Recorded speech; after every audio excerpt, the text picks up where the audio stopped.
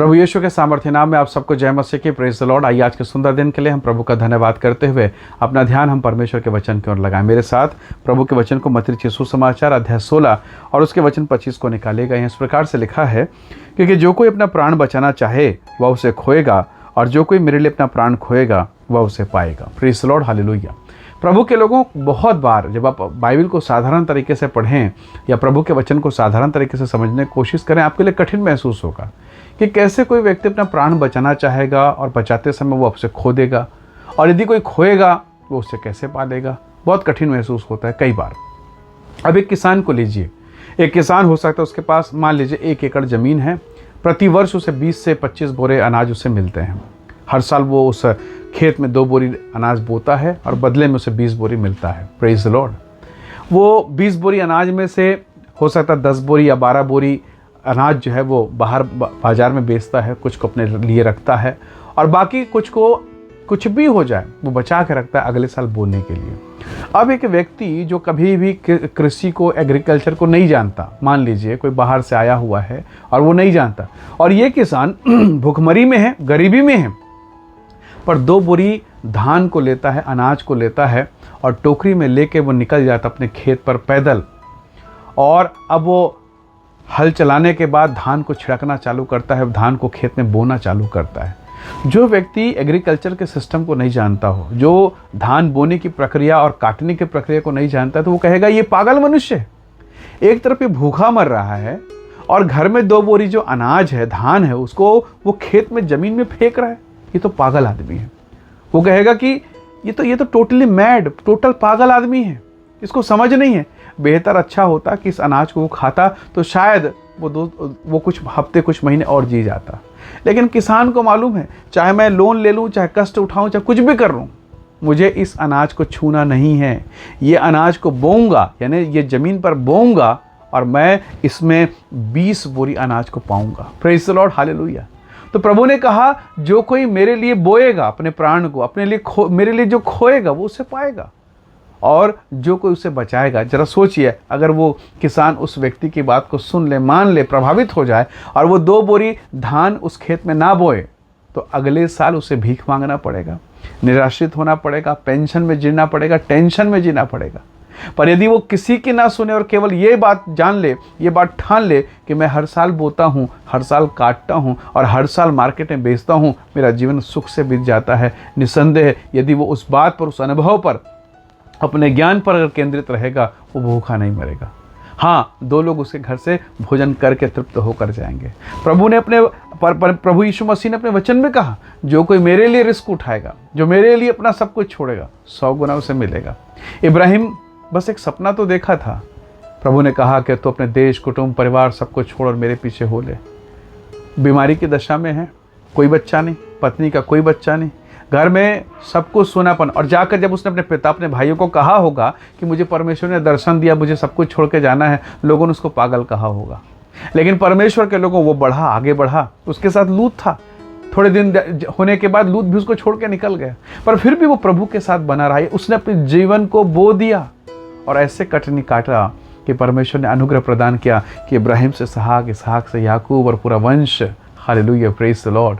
तो परमेश्वर के लोगों, जो कोई परमेश्वर के लिए बोएगा वो काटेगा। जो इस ज्ञान को समझ जाता वो बोना सीख जाता है। वो विधवा जिसके पास मात्र 2 दमड़ी है, परमेश्वर को देने के बाद भी वो खुश है।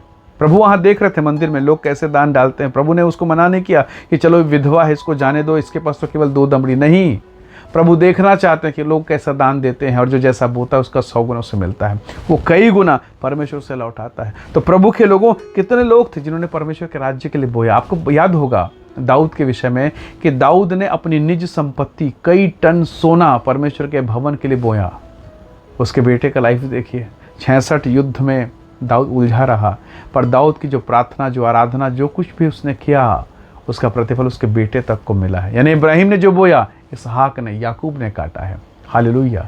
जो कुछ दाऊद ने बोया, उसके बेटे सुलेमान ने काटा है। तो प्रभु के लोगों, यदि आज आप बो रहे हैं, कदाचित रात को रोना पड़े पर सवेरे आनंद होगा। वो किसान की कहानी को याद रखिए। घर में खाने को नहीं है, पर वो 2 बोरी धान को वो हाथ नहीं लगाएगा। शायद आपके पास खाने को नहीं है, पर आप दशमांश को या परमेश्वर के भेंट को हाथ नहीं लगाएंगे। शायद आपको ड्यूटी जाना जरूरी है, पर इससे भी पहले आप परमेश्वर के समय को हाथ नहीं लगाएंगे। जो प्रार्थना का समय है, जो प्रेयर का टाइम है, उसे आप जरूर करेंगे, क्योंकि आपको पता है जो कैसर का है कैसर को देना है, और जो परमेश्वर का है परमेश्वर को देना है। कितनी बार हम संसार की चीज़ों को देने में अव्वल रहते हैं, चाहे स्कूल का फीस हो, चाहे बिजली का बिल हो, पर चर्च में परमेश्वर के भवन के लिए, परमेश्वर के काम के लिए बोने के लिए हम अपने हाथ को खींच लेते हैं, और यही हम अपनी आशीषों को कम करते हैं। यही हम आशीषों के लिए खुद अपने हाथ से दरवाज़ा बंद कर देते हैं। परमेश्वर के प्रियो, प्रभु के लोगों, परमेश्वर का वचन हमें सिखा रहा है, जो मेरे लिए अपने प्राण बोएगा वो उसे पालेगा, जो खोएगा वो पाएगा, और जो बचाएगा वो नहीं पाएगा।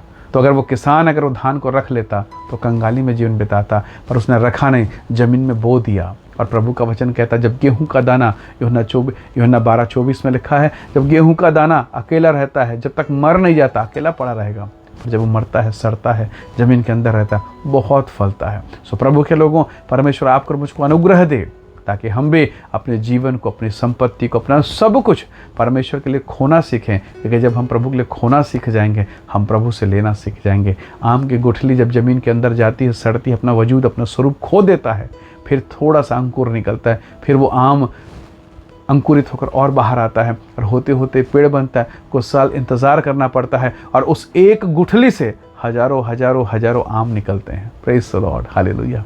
अगर वो एक गुठली ज़मीन के अंदर ना जाती, अपने स्वरूप को ना खोती, वो नहीं सड़ता, तो क्या वो हजारों आम निकलते?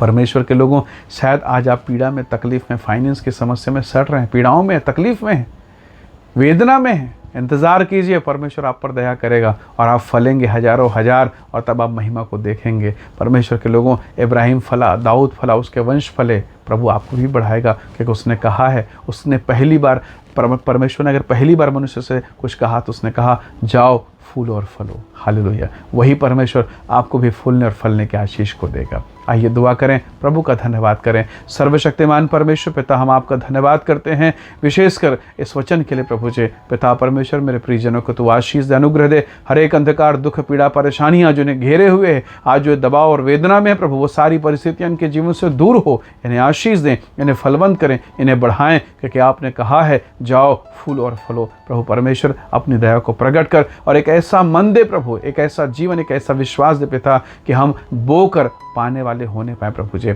आपने कहा है कि लेने से देना धन्य है। हे परमेश्वर, हम पर भी दया कर, वो मन हमें प्रदान कर पिता। हम सारी महिमा आपको देते हैं, प्रभु यीशु के सामर्थी नाम से मांगते हैं, आमीन, आमीन। प्रभु आप सबको बहुत ऐसे आशीष दे। बहुत धन्यवाद। जय मसीह की। Praise the Lord.